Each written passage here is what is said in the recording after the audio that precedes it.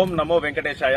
జై శ్రీరామ్. హిందూ బంధువులందరికీ ఒక సమాచారం. ఇక్కడ చూడండి, శేషాచలం 7 కొండలు, అక్కడ స్వామివారి యొక్క ముక్కు ఆ భాగం కనపడతాం. చూడండి, మీరు దూరం నుంచి చూస్తే స్వామివారు పడుకున్నట్టు ఉన్నటువంటి ఆ యొక్క ఆకృతి.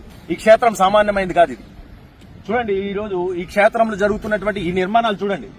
ఇదేంద్రా అంటే ఇక్కడ ఒక 5 స్టార్ హోటల్ అనేది కడతాంటారు. అయితే దీని గురించినటువంటి చరిత్ర ఇదేంద్రా అంటే శేషాచల పర్వతము దాని సానువులు, అంటే ఇది శేషాచల పర్వతమే అనమాట.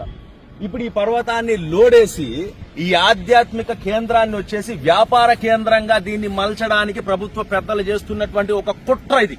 ఈ అడవిలో ఉన్నటువంటి చెట్లన్నిటిని, ఈ చెట్లు కట్టెదురా వైకుంఠము కానా చేయనకుండా తెట్టెలాయ మహిమలే తిరుమల కొండ అన్నారు. అంటే ఏంద్రా అంటే ఈ శేషాచల పర్వతంలో ఉన్నటువంటి ప్రతి ఒక్క రాయి, ప్రతి ఒక్క చెట్టు, ప్రతి ఒక్క పుట్ట, ప్రతి ఒక్క మట్టి కణం అనేది మహర్షులతో సమానం.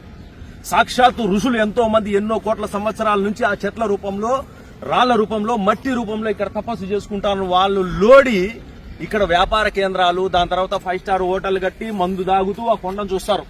ఇక్కడ మందు దాగుతూ అర్ధనగ్నంగా వచ్చేసి స్నానాలు స్విమ్మింగ్ పూల్ లో చేస్తూ, దాని తర్వాత ఈ క్షేత్రం యొక్క పవిత్రతను అక్కడి నుంచి బస్సులో పోయేటువంటి వాళ్ళందరికీ కనిపిస్తుంది. ఇక్కడ వచ్చేసి ఎంజాయ్ చేస్తా ఉంటారు. ఎవడెవడో వస్తాడు. ఇక్కడ ఒక ఆశ్రమం కట్టండి అయ్యా, ఇక్కడ దేవలోకం అంటున్నారు కాబట్టి ఆ దేవలోకానికి సంబంధించినటువంటి ఏదైనా కట్టడం కడితే వచ్చేసి భక్తులకు ఆధ్యాత్మికతను అందించి ఈ హిందూ ధర్మాన్ని కాపాడి, ఆ పవిత్రతను కాపాడి స్వామివారి యొక్క విశిష్టతను ప్రపంచానికి తెలియజెప్పినట్టు అవుతుంది. అంతేగాని 5 స్టార్ హోటల్ పెట్టి బార్లు, రెస్టారెంట్లు, విల్లాలు, వ్యభిచారము ఇదంతా అవసరం మనకు?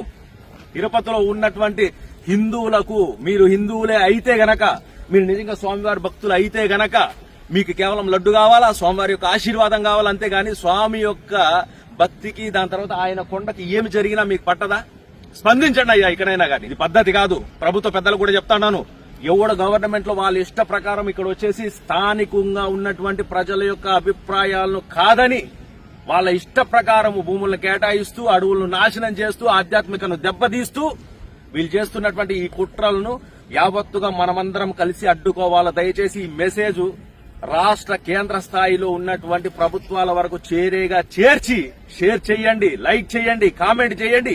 స్వామి పైన మీకున్నటువంటి భక్తిని కామెంట్ల రూపంలో తెలియజేయండి. షేర్ చేసి ఈ యొక్క అక్రమ కట్టడాలన్నింటినీ అడ్డుకోండి అని చెప్పేసి రాయల్ పీపుల్స్ ఫ్రంట్ తరపున నేను వచ్చేసి మీ అందరికీ అభ్యర్థిస్తున్నాను, వినతిస్తున్నాను.